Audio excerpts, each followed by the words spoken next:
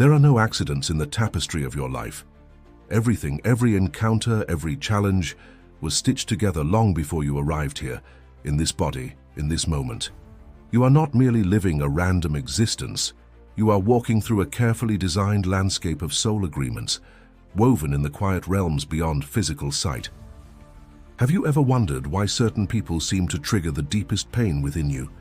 Why their presence, their actions, their words pierce through the layers of your being as if they were designed for that very purpose? This is no coincidence. It is the echo of a contract, a sacred covenant your soul made before you were born. In the profound work of Dr. Weiss, a pioneer of past life regression, emerges a truth that resonates beyond time. The most difficult person in your life may very well be one of the greatest architects of your spiritual evolution. Not your enemy, but your collaborator in the unseen. A mirror, reflecting the unhealed, the unresolved, the forgotten fragments of your soul's infinite journey. Pause for a moment. Let that settle. What if the pain wasn't punishment, but a portal? What if the hardship was not cruelty, but a curriculum, tailored precisely for the growth your soul longed for before it incarnated into this physical reality? Somewhere, in the boundless field of consciousness, before time began for you here, you sat with beings of light, wise guides, your higher self. Souls you've traveled with across lifetimes. Together you chose the challenges, the lessons, the blessings, and yes, the people. Even the ones who would hurt you the most, especially those, because their role was not to break you, but to awaken you. These contracts are not written in ink, they are etched in vibration, in intention. An energetic blueprint encoded into the fabric of your existence. And while the ego resists, labeling others as enemies, obstacles, betrayers, the soul remembers the deeper truth, that everything is an invitation to return to love, to forgiveness, to wholeness. This perspective doesn't invalidate your pain, it doesn't dismiss the wounds, it illuminates them. It offers the possibility that beneath every hurt, there is hidden a seed of transcendence. Think about the person who has challenged you the most, the one whose presence feels like friction against your very being. What if their role was agreed upon? What if they are paradoxically one of your greatest teachers? Weiss speaks of countless journeys, people who under deep regression reconnect with memories of the in-between, a space where souls meet, converse, and prepare. In that place, it becomes clear, souls often choose difficult relationships, not out of malice but out of profound love, a love so expansive that it is willing to wear the mask of adversity just to catalyze growth. It is a radical shift, one that transforms victimhood into sovereignty. It is the remembrance that you are never at the mercy of life, you are the co-creator of it. When you embrace this awareness, something softens. The heavy armor of resentment begins to crack. Judgment loses its grip. Space opens for compassion, for understanding, for release. This is not about forgetting the harm or denying the hurt. It is about transcending the cycle of suffering that binds you to it. It is about recognizing that, while the personalities may clash here in the physical realm, the souls remain forever interconnected in a dance of sacred purpose. As you continue with me on this journey, I invite you to open, not just your mind, but the deepest chambers of your heart. Let us explore the invisible contracts that have shaped your life, and in doing so, perhaps discover the liberation that comes from remembering why. If this resonates with you, if something deep within you feels the truth vibrating through these words, I invite you to subscribe to this channel. Let's walk this path of awakening together. Long before the cry of your first breath, before the formation of your physical body, your essence existed in a space where time is irrelevant and form is fluid. In this sacred realm, your soul, radiant and aware, gathered with others, souls you have traveled with across countless lifetimes. Together, you mapped the intricate blueprint of the life you now inhabit. It is here that the agreements were formed. These soul contracts are not punishments nor random occurrences. They are sacred arrangements, intentional, purposeful, and profound, crafted not by fate but by the conscious decision of your higher self, guided by the wisdom of the universe. In the presence of loving guides and elevated beings, your soul reflected upon its previous journeys. What was left unresolved? What wounds still whispered from lifetimes past? What lessons yearned to be embodied? From this reflection, the blueprint emerged. Lessons of compassion, forgiveness, strength, patience, and above all, love. But these lessons do not arrive wrapped in comfort. They come disguised as challenge, as difficulty, as the very people who seem to oppose your peace. Imagine this: a soul you dearly loved in the higher realms steps forward and offers, "I will be the one who tests you. I will be the friction against which you sharpen your understanding of unconditional love. It will be hard. You may forget who I truly am. But it will be for your greatest growth." This is the profound paradox of the soul's journey, that those who hurt us deeply on the surface level may be those who love us most on the soul level. Weiss often speaks of patients who, under hypnosis, recall these pre-birth gatherings. Tears stream down their faces as they remember making these brave agreements.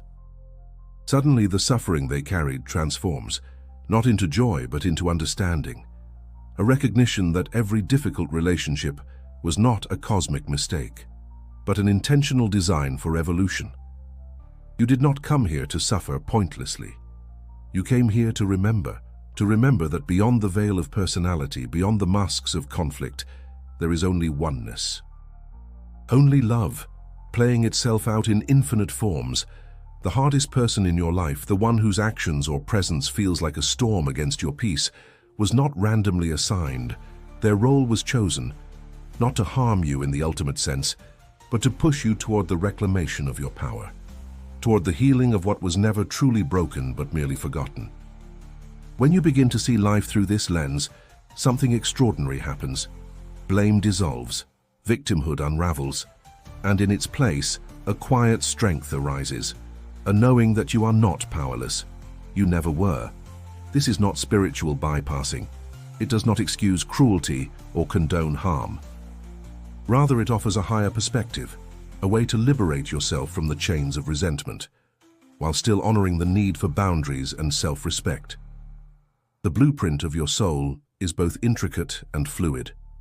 While major lessons and key encounters are agreed upon, how you navigate them remains within the realm of free will.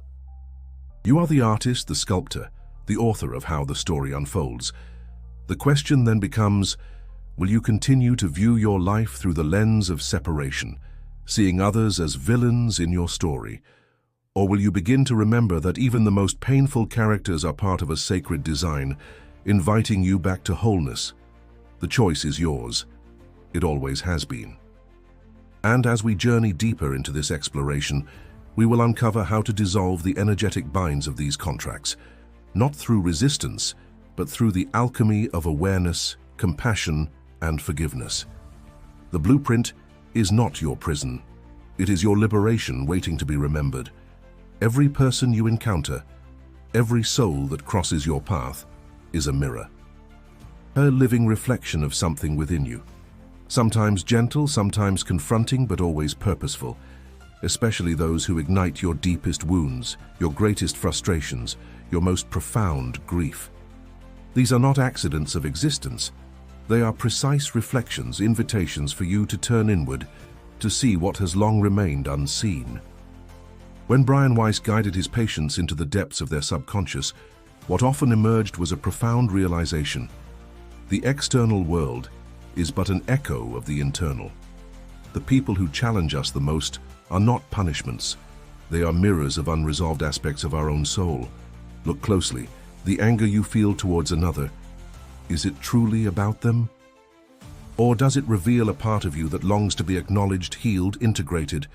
The betrayal you experienced, does it mirror the times you betrayed your own boundaries, your own truth?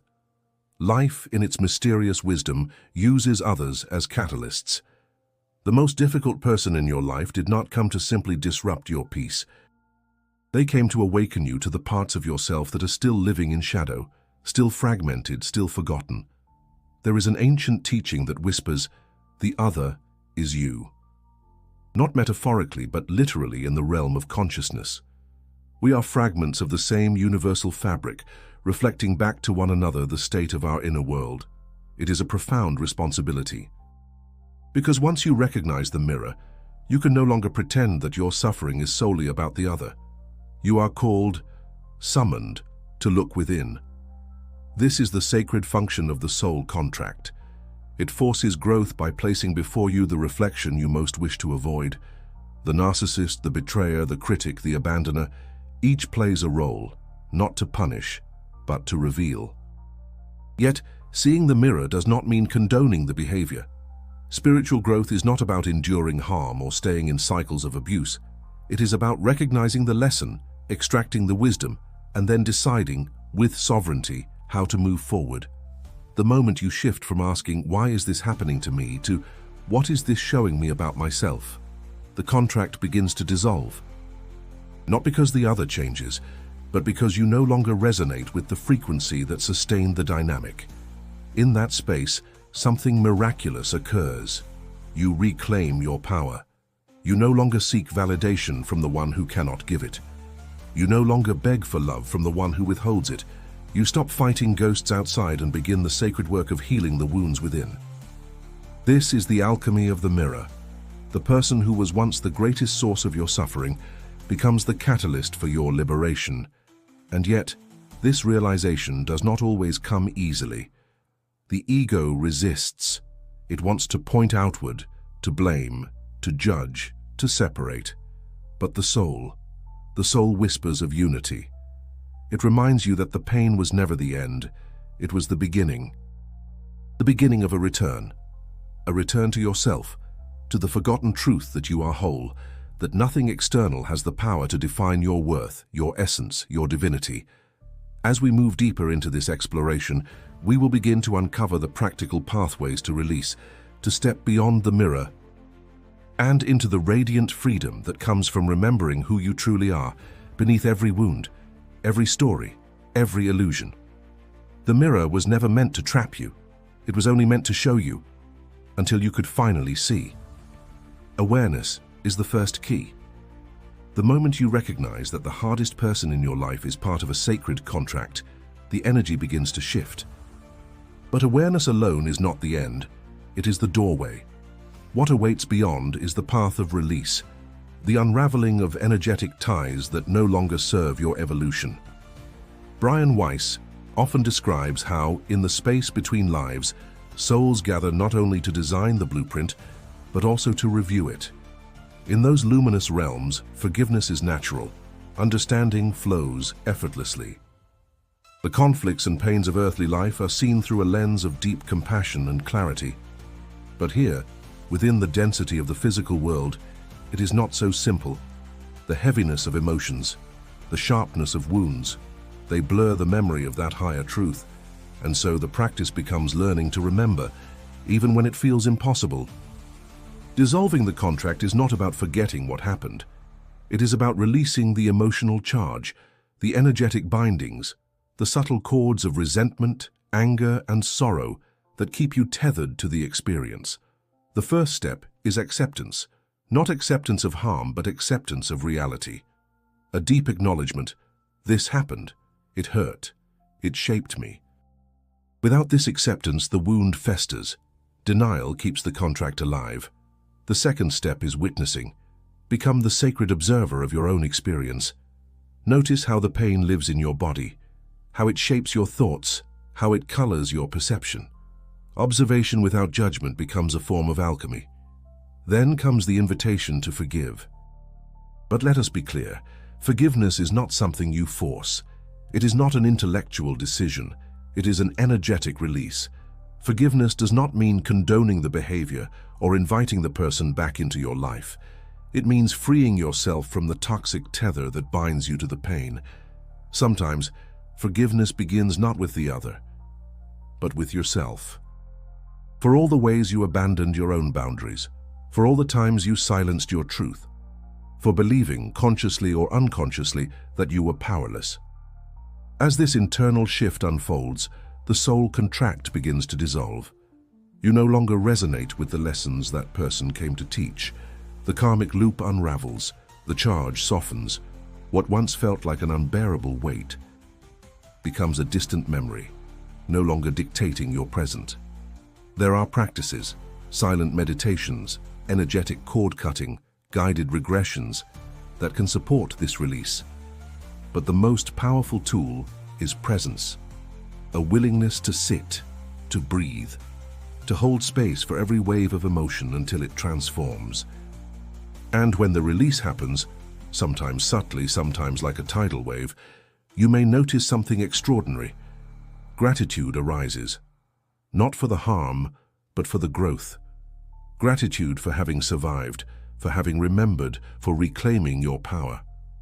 This is the sacred paradox, that the person who once felt like your greatest adversary becomes a silent ally in your soul's awakening. Without their role, painful as it was, perhaps you would not have become who you are now. Perhaps you would still be asleep to your own worth, your own sovereignty, your own divinity. But now, you remember. As we approach the final part of this journey, we will step into the question that remains: what happens after the contract dissolves? Who do you become when you are no longer defined by the pain, the story, or the identity that suffering once shaped? The liberation is not in the forgetting. The liberation is in the remembering that you were always free. When the contract dissolves, something profound happens. The grip of the story loosens. The heaviness that once occupied your heart begins to lift. What once felt like an endless loop of suffering fades into something softer, quieter, almost sacred. You begin to sense a version of yourself that was always there, beneath the wounds, beneath the pain, beneath the illusion. A self that remembers its origin beyond this lifetime. A self that is whole, untouchable, radiant. Life after the contract is not the absence of challenge. But the challenges no longer hold you hostage. The person who once represented your greatest pain may still exist in the world, perhaps even in your orbit. But their presence no longer dictates your inner reality. They become neutral, a soul on their own journey, walking their own path. In the work of Weiss, those who navigate this process often report a feeling of spaciousness, as if the psychic clutter of a lifetime has been cleared. What remains is clarity, peace, and an openness to life that was once impossible under the weight of unresolved pain. This is where true freedom lives. You are no longer the child of your past, nor the victim of your circumstances. You become the conscious architect of your reality. Relationships begin to shift. Some dissolve naturally, no longer aligned with your frequency. Others deepen, infused with authenticity, presence, and truth. And most importantly, the relationship with yourself transforms. You begin to trust life again, or perhaps for the first time. The universe, once perceived as chaotic or hostile, reveals itself as an intricate web of meaning, always conspiring for your awakening. Synchronicities become frequent. Intuition sharpens. A quiet joy rises, not dependent on outcomes, but woven into the fabric of your being. You understand finally that nothing was ever happening to you. Everything was happening for you, for your growth, for your remembrance, for the return to the truth of who and what you really are. The person who once hurt you now becomes a thread in the greater tapestry of your evolution, no longer a villain, but a catalyst, a soul brave enough to play the difficult role for your awakening. From the human lens, this may seem incomprehensible, but from the soul's perspective, it is pure grace. Forgiveness becomes a natural state, not something you do, but something you become. Compassion flows effortlessly, not just for others, but for yourself, for the version of you who once didn't know better, who once lived trapped in the illusions of separation. And with this freedom comes an even deeper responsibility, the responsibility to live as a conscious being, to extend this understanding forward, to break generational patterns, to become a living transmission of healing, not just for yourself, but for the world. You are no longer here merely to survive. You are here to embody the truth of your soul, to walk as love, as presence, as light. This is the gift of the contract, not the pain, but what the pain made possible. As you continue on this journey, whether alone in reflection or in community with others who are awakening, You carry within you a quiet knowing. I am free. I am whole. I am the one I was waiting for. And if these words touched your soul, if something deep within you feels seen, remembered, awakened, I invite you to subscribe to this channel and click on the video that just appeared on your screen. It was chosen especially for you. I know you'll love it.